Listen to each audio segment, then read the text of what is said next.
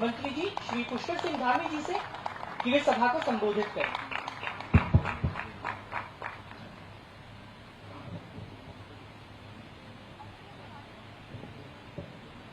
भारत माता की। हमारे जो नवोदित उदयमान वैज्ञानिक हैं ऊपर उनकी आवाज कम आ रही है। भारत माता की जय जवान, जय जवान। अखिल भारतीय किसान मेला एवं संवाद कार्यक्रम के इस कार्यक्रम में अभी हम सब लोगों ने जिनको सुना, गोविंद वल्लभ पंत नगर विश्वविद्यालय के कुलपति डॉक्टर मनमोहन चौहान जी, यहाँ के रुद्रपुर विधानसभा के लोकप्रिय विधायक आदरणीय बरोड़ा जी, काशीपुर विधानसभा के लोकप्रिय विधायक आदरणीय त्रिलोक सिंह चीमा जी, विधायक युवा विधायक श्री सुरेश गढ़िया जी, हमारे पूर्व विधायक और इसी विश्वविद्यालय के छात्र और अभी वर्तमान में यहाँ की विश्वविद्यालय की जो संचालक समिति है उसमें भी आप हैं श्री राजेश शुक्ला जी, भारतीय जनता पार्टी के जिला अध्यक्ष श्री कमल जिंदल जी, जिला पंचायत के अध्यक्ष श्री अजय मौर्य जी, डॉक्टर अनिल डब्बू जी, गुंजन सुखीजा जी, दीप कोश्यारी जी, महापौर रुद्रपुर नगर निगम श्री विकास शर्मा जी, उत्तम दत्ता जी, श्री शंकर कोरंगा जी, फरजाना बेगम जी, रामू जोशी जी, हमारे खटीमा के चेयरमैन और मंच पर आसीन हमारे सभी अतिथिगण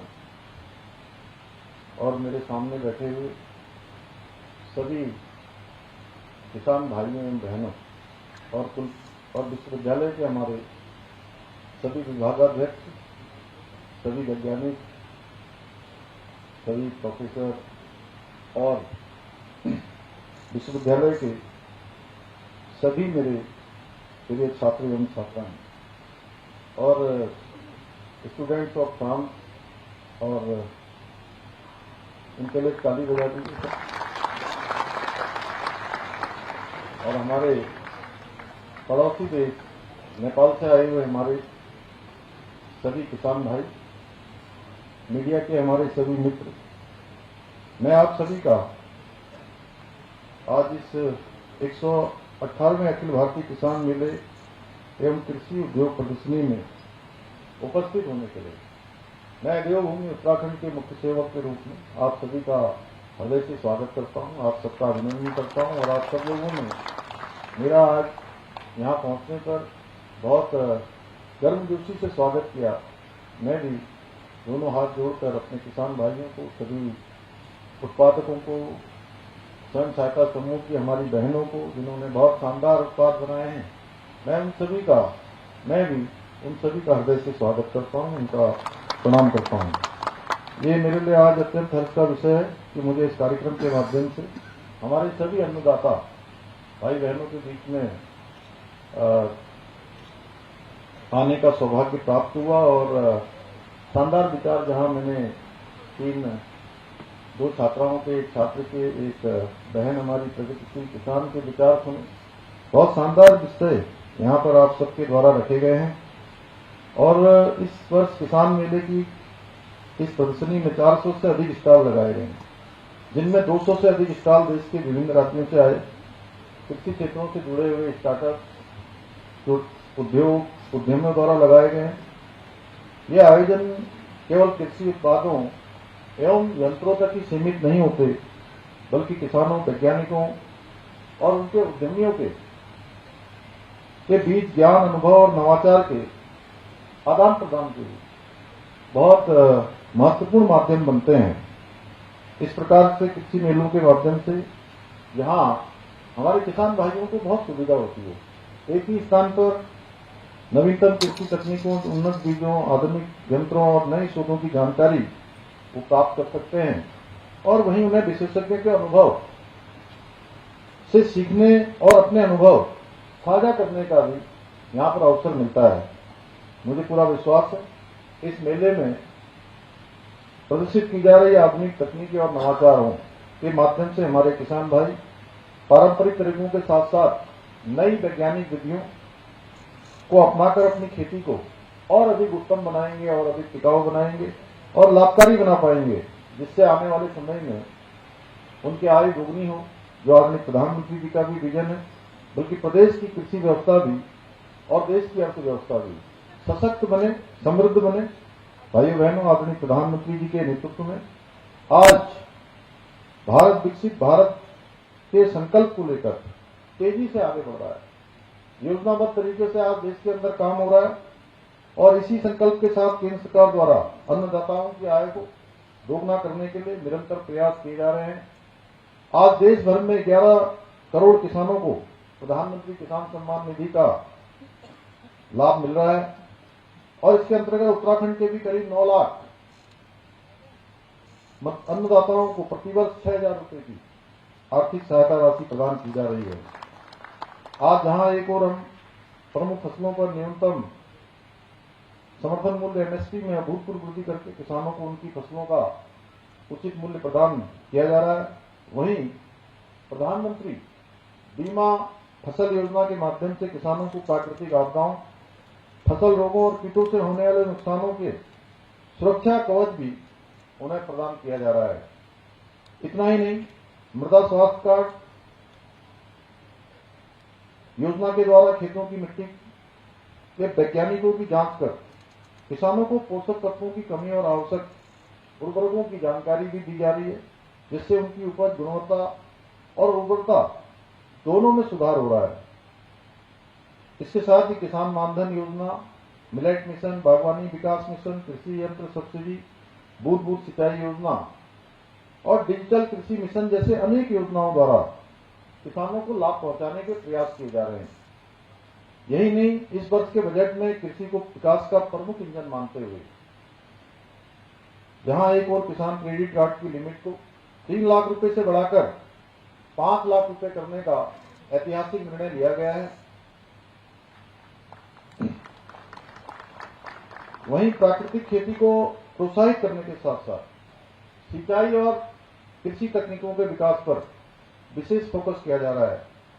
कल ही आप सब लोगों ने आदरणीय प्रधानमंत्री जी को सुना होगा, उन्होंने देश के अन्नदाताओं को बड़ी सौगात देते हुए 24,000 करोड़ की पीएम धन धान्य की कृषि योजना और दलहन उत्पादन को बढ़ावा देने हेतु 11,500 करोड़ रुपए की लागत से दलहन उत्पादकता मिशन का भी शुभारंभ किया है।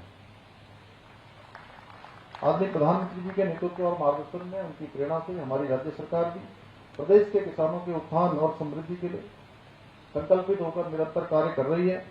हम एक और जहां प्रदेश के किसानों को 3 लाख रुपए तक का ऋण बिना ब्याज के उपलब्ध करा रहे हैं, वहीं कृषि उपकरण खरीदने हेतु फार्म मशीनरी बैंक योजना के माध्यम से 80% तक की सब्सिडी प्रदान कर रहे हैं। यही नहीं, हमने किसानों के हित में नहरों से सिंचाई को पूरी तरह से मुक्त करने का काम भी किया है।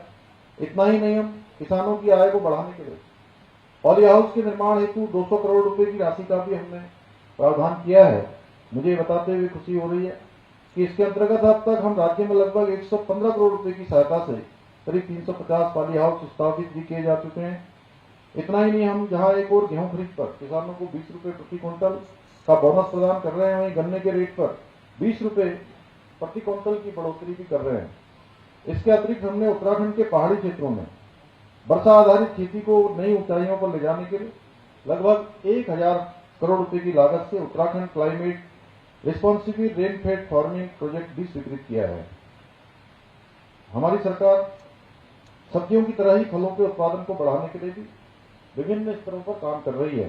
हाल ही में हमारी सरकार ने 1200 करोड़ रुपए की लागत से नई सेब नीति, नई कीवी नीति, स्टेट मिलेट मिशन और ड्रैगन फ्रूट नीति जैसे कई महत्वपूर्ण योजनाओं को लागू किया है।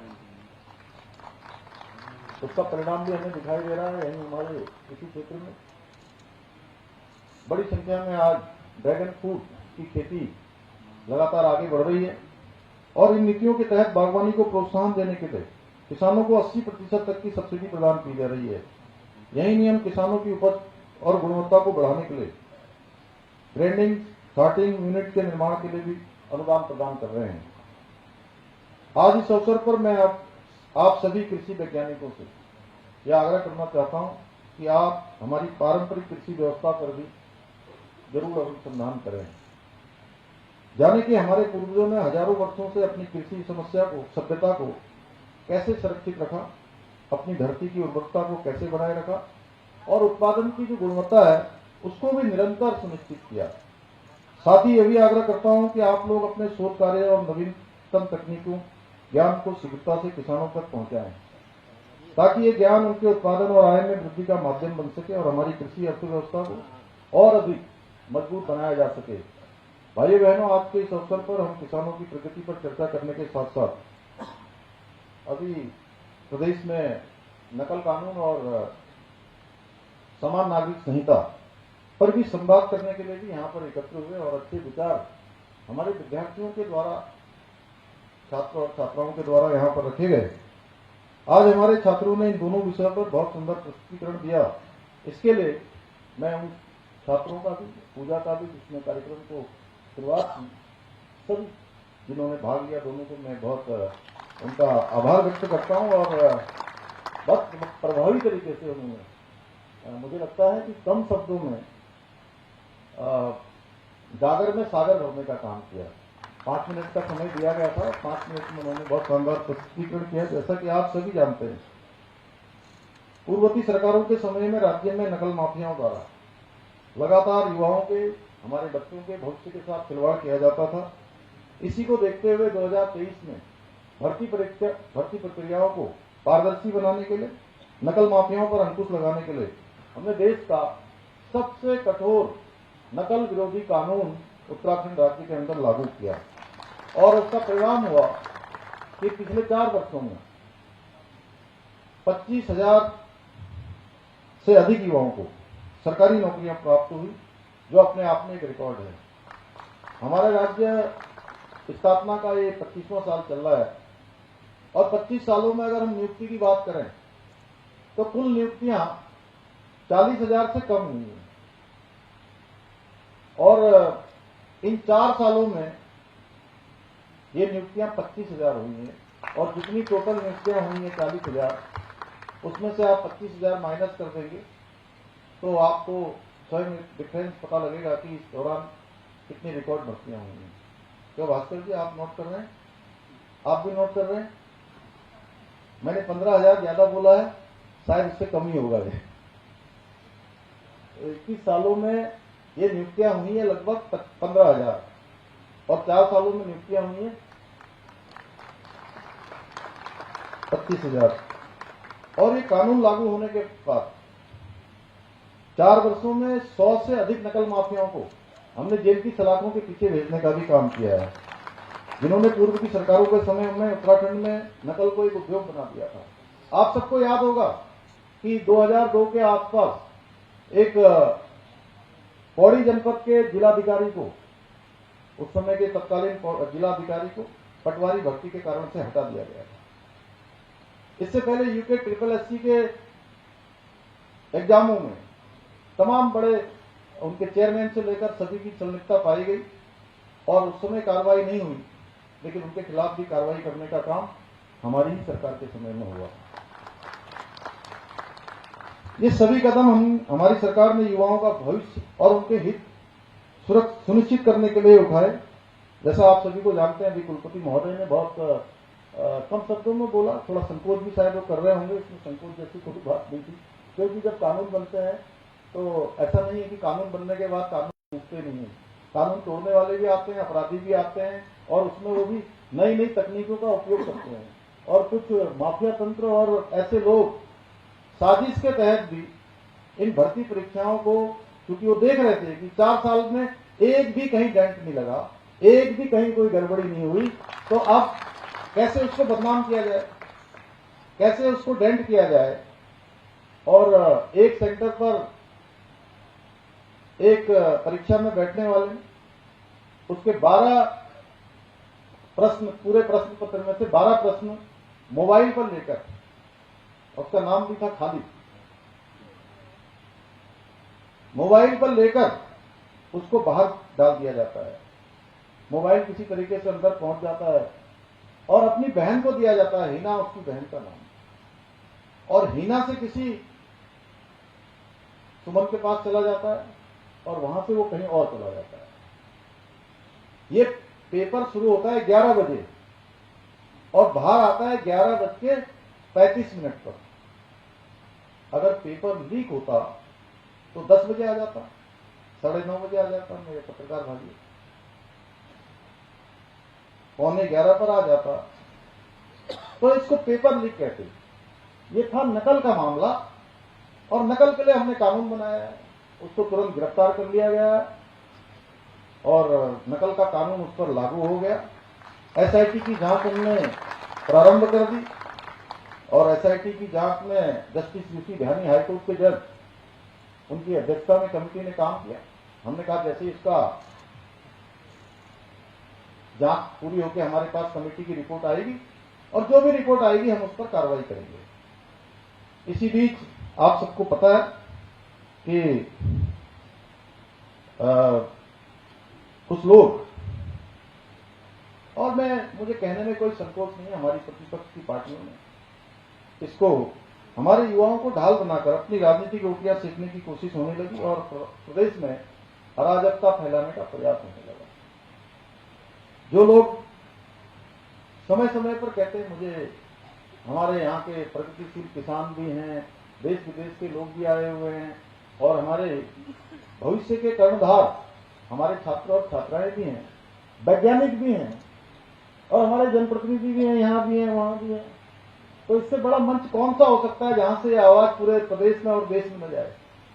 मैं समझता हूं बहुत बड़ा मंच है आज का। और ऐसे लोग आपने देखा होगा, जब किन्हीं नेताओं के ऊपर एक पार्टी के सर्वोच्च नेता साहबजादे पर जब सीबीआई और ईडी की बात होती है या उनके नेताओं को ईडी सीबीआई पकड़ती है गलत कामों के लिए, तो ईडी और सीबीआई का वो विरोध करते हैं और यहां उत्तराखंड में कहने लगते हैं छात्रों और हमारे युवाओं को भड़काने के लिए, बरगलाने के लिए कि आप सीबीआई की जांच करवाइए और कहते हैं कि हम इससे पीछे कुछ नहीं मानेंगे।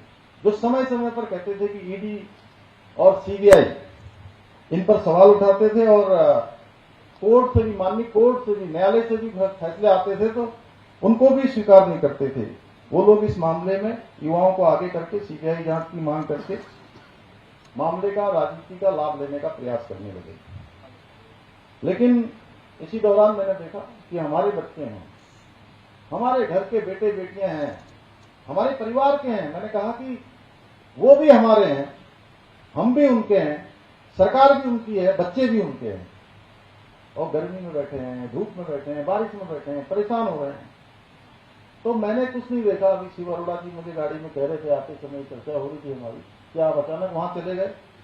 मैंने मन में तय किया कि मैं उन बच्चों के बीच में जाकर आज जो उनकी मांग है उसके अनुरूप में निर्णय करूंगा और मैं उनके बीच में पहुंच गया। मैंने कहा आप अपना कागज दीजिए, क्या चाहते हैं? सीधे थोड़ी देर के लिए उनके बीच में भी अफरा तफरी जैसा माहौल हुआ कि अचानक मैं, वो हमारे ही और सरकार के खिलाफ ही आंदोलन कर रहे हैं और मैं उनके बीच में पहुंच गया। थोड़ा आश्चर्य जैसी बात तो थी। तो मैंने कहा आप कागज दीजिए। उन्होंने मुझे 4 मांग लिख कर दी। उन्होंने लिखा कि पहले नंबर पर सीबीआई की जांच होनी चाहिए, दूसरे नंबर पर उन्होंने लिखा कि भर्ती परीक्षा कैंसिल होनी चाहिए, तीसरे नंबर पर उन्होंने लिखा था कि जिन छात्रों पर मुकदमे दर्ज हैं पुराने, जिनको भर्ती परीक्षाओं में भाग लेना है, उनके मुकदमे वापस होना चाहिए।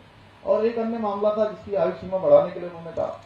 मैंने कहा भाई ये मैं आपकी जो है 2 मांग तुरंत यहाँ पर स्वीकार कर रहा हूँ, आप लोग धरना खत्म कर दीजिए। एक तो मैं सीबीआई की जांच के लिए जो है तुरंत कर रहा हूँ और जिन भी बच्चों को भर्ती प्रक्रियाओं में भाग लेना है उनके हम मुकदमे भी वापस कर रहे हैं। और जैसी रिपोर्ट आएगी, रिपोर्ट में जो भी लिखा होगा, जस्टिस ध्यानी बड़े ईमानदार न्यायाधीश रहे, तो उन्होंने पूरी जांच करी और उन्होंने कल मुझे अपनी जांच रिपोर्ट प्रस्तुत की और उसमें उन्होंने संस्तुति करी कि छात्र चाहते हैं कि दोबारा परीक्षा होनी चाहिए।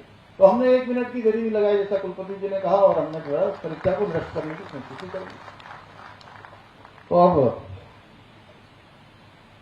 कुछ लोग ये भी कह रहे हैं उस समय कि अब तो शायद मुझे लगता है सबके मुंह बंदी हो गए होंगे, अब उनके पास बोलने के लिए कुछ नहीं है, कुछ और ढूंढेंगे वो। लेकिन उस समय कहने लगे कि हम युवाओं के आगे झुक गए। मैं ऐसे लोगों को स्पष्ट कर देना चाहता हूं कि मैं हमेशा युवाओं के भविष्य और उनके हितों के लिए खड़ा रहूंगा, चाहे उसके लिए मुझे कुछ भी करना पड़े।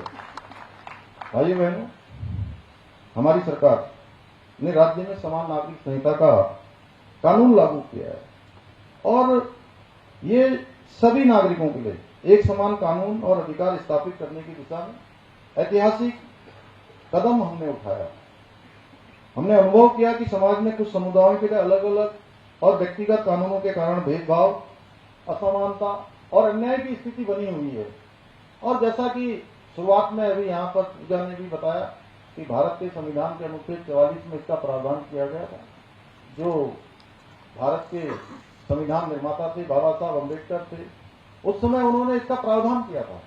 हमने उसी के अनुरूप इस पर काम किया और इसका मैं अगर श्रेय उत्तराखंड की जनता को भी दूंगा कि उन्होंने हमको जो है यूसीसी लागू करने के लिए प्रेरित किया, हमको समर्थन किया, तो मैं सबसे बड़ा श्रेय उत्तराखंड की जनता को भी देता हूँ। क्योंकि 2022 के आम चुनाव में हमने हमारे आदरणीय प्रधानमंत्री श्री नरेंद्र मोदी जी के नेतृत्व में, उनके मार्गदर्शन में हम यहाँ के चुनाव में गए और हमने उत्तराखंड की जनता के सामने अपना संकल्प रखा, अपना वचन रखा कि हमारी सरकार बनेगी तो हम सबसे पहले समान नागरिक संहिता का कानून बनाएंगे।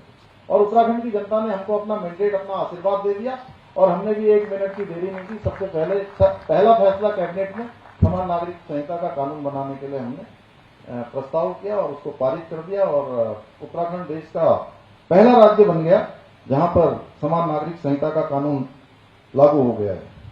और समान नागरिक संहिता का उद्देश्य है कि भेदभाव को समाप्त कर सभी राज्य के जितने भी नागरिक हैं उनको एक समान कानूनी व्यवस्था मिले। यूसीसी के लागू होने से न केवल राज्य के सभी नागरिकों को समान अधिकार प्राप्त हुए हैं, और मैं तो ये भी कहता हूं कि ये समान नागरिक संहिता, यूनिफॉर्म सिविल कोड, ये देश की जो 50% आबादी है, हमारी माताएं, हमारी बहनें, हमारी मातृशक्ति, ये महिलाओं का जो 50% की देश की जनसंख्या है उनका 100% का कानून है समान नागरिक संहिता। और महिला सशक्तिकरण को भी इससे बल मिला है। और आज के इस अवसर पर मैं यह भी स्पष्ट कहना चाहता हूं कि समान नागरिक संहिता किसी धर्म या पंथ के खिलाफ नहीं है जिसको बार बार प्रचारित किया जाता है, बल्कि समाज की जो कुप्रथाएं हैं उनको मिटाकर सभी नागरिकों भी समानता से समरसता स्थापित करने का एक संवैधानिक उपाय है। परंतु देश का दुर्भाग्य रहा है कि स्वतंत्रता के पश्चात कई दशकों तक देश में एक ऐसी पार्टी का शासन रहा जिसने अपने वोट बैंक के चक्कर में देश के अंदर यूनिफॉर्म सिविल कोड समान नागरिक संहिता को लागू नहीं होने दिया गया। जबकि विश्व के जो भी प्रमुख मुस्लिम देश सहित दुनिया के सभी सभ्य देशों में पहले से ही समान नागरिक संहिता का कानून लागू है। हम भली भांति जानते हैं कि भारत में सबसे पहले यूसीसी लागू करने का मार्ग बहुत आसान नहीं है और नहीं आसान होगा, परंतु नियत और जन भावना दोनों साथ हो और हमारा नेतृत्व साथ हो तो कोई बदलाव असंभव नहीं रहता है। इतना ही नहीं, हमारी सरकार देवभूमि उत्तराखंड के जो सांस्कृतिक और डेमोग्राफिक मूल्य हैं उनको सुरक्षित रखने के लिए भी पूरी तरह से संकल्पित होकर काम कर रही है। इसी संकल्प के साथ हमने जहां प्रदेश में एक सख्त धर्मांतरण रोधी कानून, दंगा विरोधी कानून, वहीं लैंड जिहाद, लव जिहाद और थूक जिहाद जैसी घृणित मानसिकताओं के खिलाफ कठोर कार्रवाई और कड़ी कार्रवाई भी हमने सुनिश्चित की है। हमने प्रदेश में लैंड जिहाद पर कड़ी कार्रवाई करते हुए करीब 9000 एकड़ से अधिक सरकारी भूमि को लैंड जिहादियों से मुक्त कराया है। इसके साथ ही हमने करीब 250 मदरसों को सील करने के साथ ही 500 से अधिक अवैध संरचनाओं को भी हटाया है। इतना ही नहीं, अभी हाल ही में हमारी सरकार ने नया कानून लागू कर मदरसा बोर्ड को समाप्त करने का भी निर्णय लिया है। इस कानून के लागू हो जाने के बाद 1 जुलाई 2026 के बाद उत्तराखंड में केवल वही मदरसे संचालित हो पाएंगे जिनमें हमारी सरकारी बोर्ड द्वारा निर्धारित पाठ्यक्रम पढ़ाया जाएगा। इसके अतिरिक्त हमारी सरकार राज्य में सनातन संस्कृति को बदनाम करने वाले पाखंडियों के खिलाफ भी ऑपरेशन कालनेमी के माध्यम से हम लगातार सख्त कार्रवाई कर रहे हैं।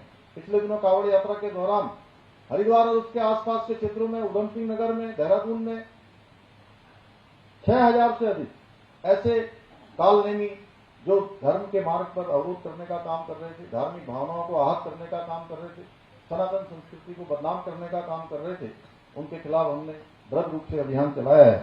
भाइयों बहनों, हम राज्य में भ्रष्टाचार के खिलाफ भी जीरो टॉलरेंस की नीति के तहत सख्त कार्रवाई कर रहे हैं। हमने प्रदेश के इतिहास में पहले एक धारणा थी कि कोई भ्रष्टाचार करेगा, गलत काम करेगा, अपने कर्तव्यों में ठीक प्रकार से काम नहीं करेगा, लापरवाही करेगा, तो कार्रवाई बड़ों पर नहीं होगी, बड़े अधिकारी छूट जाएंगे और छोटों पर कार्रवाई करके उसको इतिश्री कर ली जाएगी, यानी कि छोटी मछलियां पकड़ी जाएंगी और बड़ी मछलियों पर हाथ नहीं डाला जाएगा। आप सबको बताना चाहता हूं कि हमने इस मानक को भी तोड़ा है और एक मान्यता जो इस प्रकार की बन गई थी, हमने इस मान्यता को बदलने की शुरुआत की है। अब चाहे छोटी मछलियां, बड़ी मछलियां हो, ये भ्रष्टाचारी रूपी मगरमच्छ हो, कोई छोड़ा नहीं जाएगा। और पहली बार राज्य के इतिहास में आईएएस, पीसीएस स्तर के अधिकारियों सहित बीते 3 वर्षों में 200 से भी अधिक ऐसे भ्रष्ट अधिकारियों और कर्मचारियों के खिलाफ कार्रवाई की है। भाइयों बहनों, हमारी सरकार द्वारा लिए गए इन सभी निर्णयों के कारण कुछ अर्बन नक्सल और अन्य असामाजिक तत्व हमारे खिलाफ षड्यंत्र करने का भी प्रयास कर रहे हैं। लेकिन मैं आज इस मंच से उन सभी लोगों से यह कहूंगा कि देवभूमि की पवित्र भूमि पर हम किसी भी षड्यंत्र को सफल नहीं होने देंगे। उसके लिए चाहे मुझे अपनी जान भी क्यों न देनी पड़ जाए। आज के अवसर पर मैं आप सभी से आग्रह करना चाहता हूं कि आप सभी आदरणीय प्रधानमंत्री जी के स्वदेशी अपनाओ, देश को मजबूत बनाओ के मंत्र को आत्मसात करते हुए अधिक से अधिक स्वदेशी उत्पादों को उपयोग में लाएं, क्योंकि आज हमारे देश में सभी प्रकार की क्षमताएं आज उपलब्ध हैं, सभी प्रकार के नवाचार हमारे यहां हो रहे हैं। और मैं तो प्रातःकाल रोज प्रातःकालीन सैर पर रहता हूं, चाहे यहां रहूं चाहे कहीं रहूं, तो मेरे पास भी कुछ ट्रैक सूट जो अन्य कंपनियों के थे और प्रधानमंत्री जी ने जब देशवासियों से आह्वान किया तो मैंने भी ढूंढवाए। तो आज मैंने सिर्फ नरेश वाला ट्रैक सूट पहना था, तो सच बताऊं तो वो इतना शानदार है। मैं उसकी ब्रांडिंग नहीं कर रहा हूं कि कोई जो है कौन सी कंपनी है, लेकिन स्वदेशी कंपनियां हमारी एक से अच्छी हैं, शानदार है, उसमें इतनी सफाई है। तो हम सब स्वदेशी अपनाएंगे, क्योंकि एक पेन की निब से लेकर अंतरिक्ष यान तक सब कुछ स्वदेश में बनाने की हमारी क्षमता है। हमें अब संकल्पित होकर प्रत्येक वस्तु को खरीदने से पहले ये देखना होगा कि वो स्वदेशी है या विदेशी है। यदि हम स्वदेशी वस्तुओं को प्राथमिकता देंगे तो हमारा ये कदम न केवल हमारी कारीगरों को, किसानों को, स्वयं सहायता समूह की हमारी बहनों को, मातृशक्ति को और उद्यमियों को सशक्त बनाएगा, बल्कि आत्मनिर्भर भारत के संकल्प को भी मजबूती प्रदान करेगा। भाइयों बहनों, हमारी सरकार उत्तराखंड को देश का अग्रणी राज्य बनाने के अपने विकल्प रहित संकल्प को पूरा करने के लिए निरंतर कार्य कर रही है। एक पल रुके बिना, एक क्षण रुके बिना, हर पल और हर क्षण अपने राज्य को समर्पित करके हर प्रकार से राज्य को आगे बढ़ाने के लिए हम प्रयासरत हैं। मुझे पूरा विश्वास है कि आप सभी के सहयोग से उत्तराखंड को श्रेष्ठ राज्य बनाने का, श्रेष्ठ प्रदेश बनाने का यह हमारा संकल्प अवश्य पूरा होगा। इसी विश्वास के साथ मैं आप सभी को इतनी बड़ी संख्या में यहाँ पर पधारने के लिए, इतनी बड़ी संख्या में आने के लिए पुनः अपनी ओर से सभी का धन्यवाद करते हुए अपनी बात को समाप्त करता हूँ। जय भारत, जय उत्तराखंड।